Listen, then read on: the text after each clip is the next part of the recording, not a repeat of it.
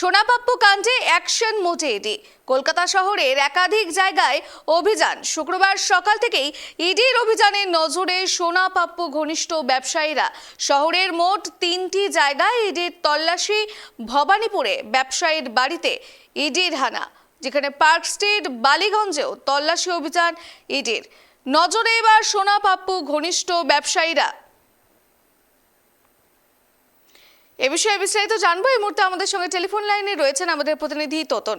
তোতন, সাত সকালে ইডির হানা, যেখানে সোনাপাপ্পু ঘনিষ্ঠ ব্যবসায়ীদের এবার টার্গেট করা হয়েছে, ঠিক কি জানা যাচ্ছে? শুরুতেই বলে রাখি, একেবারে রাজ্যে নতুন সরকার গঠন হতেই বিভিন্ন কেস ফাইল খোলা হচ্ছে এবং আবার অ্যাকশন মোডে ইডি আধিকারিকরা। তুমি জানো, সোনাপাপ্পু যিনি কসবার ত্রাস ছিল, সে ইতিমধ্যে গ্রেপ্তার হয়েছে ইডির হাতে এবং এই মুহূর্তে ইডি হেফাজতে রয়েছে।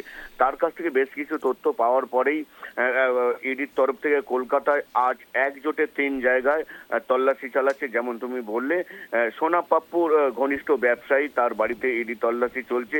ভবানীপুর, পার্ক স্ট্রিট, বালিগঞ্জে ইডি তল্লাশি চলছে। সকাল 7টার সময় ইডি আধিকারিকরা কেন্দ্রীয় বাহিনীর সঙ্গে নিয়ে গিয়ে এইসব জায়গায় তল্লাশি চালাচ্ছেন এবং যেটা জানা গেছে, সোনাপাপ্পুকে জিজ্ঞাসাবাদ করে তারা কিছু ক্লু পায় এবং সেই ক্লুর মাধ্যমেই তল্লাশি অভিযান চালাচ্ছে। এবং এই যে ব্যবসায়ী, এদের বাড়ি তল্লাশি বেশ কিছুক্ষণ চলবে বলে জানা গেছে। এখনো পর্যন্ত কোনো কিছু হাতে না আসলেও, যদিও মাত্র 1 ঘন্টা হয়েছে তারা প্রবেশ করেছেন, আমরা দেখেছি 12 ঘন্টা, 13 ঘন্টা, 18 ঘন্টা পর্যন্ত ইডি তল্লাশি চলেছে। তো যদিও এখনো সবে তল্লাশি অভিযান শুরু হয়েছে বলা যেতে পারে।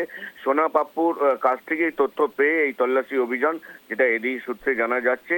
তবে দেখা যাক এই 3 জায়গায় তল্লাশি চলাকালীন কি কি বের হয় এবং সোনাপাপ্পু যে তথ্যগুলো দিয়েছি সেই তথ্যগুলো কতটা সঠিক, এমনটাই ইডি আধিকারিকদের মত।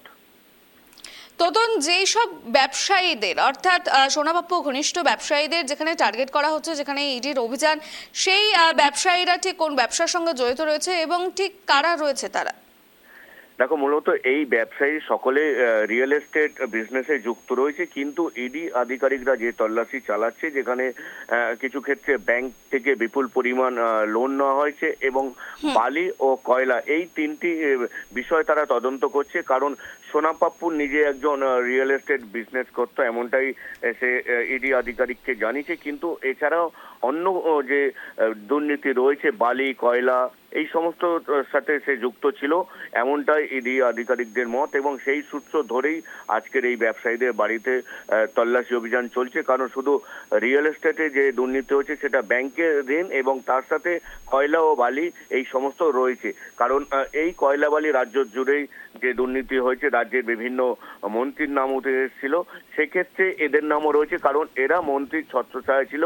পূর্বের যে সরকার ছিল, তৃণমূল কংগ্রেসের সরকার, তাদেরই মন্ত্রী এবং আমলা যারা ছিল তাদের ঘনিষ্ঠ এবং তাদের ছত্রছায়া থেকেই এই সোনাপাপ্পু এবং এই সমস্ত ব্যবসায়ীরা এই কাজকর্ম চালাতো বলে ইডি আধিকারিকদের সূত্রে জানা গেছে। ধন্যবাদ তোতন। যে খবরের দিকে আমরা নজর রাখছিলাম, এবার 7 সকালে ইডির হানা, যেখানে পার্ক স্ট্রিট বালিগঞ্জেও তল্লাশি মোটে ইডি এবং সোনাপাপ্পু কাণ্ডে এবার অ্যাকশন মোড, যেখানে সোনাপাপ্পুর ঘনিষ্ঠ একাধিক ব্যবসায়ীদের বাড়িতে এবার ইডির অভিযান। কলকাতা শহরের একাধিক জায়গায় এই অভিযান সোনাপাপ্পু কাণ্ডে, যেখানে অ্যাকশন মোডে ইডি। একাধিক বিষয় উঠে আসছে, যেখানে কয়লা পাচার কাণ্ড থেকে শুরু করে একাধিক দুর্নীতি, বিভিন্ন বিষয় নিয়ে কিন্তু ইডির এই অভিযান। শহরের মোট 3টি জায়গায় তল্লাশি শুরু হয়েছে।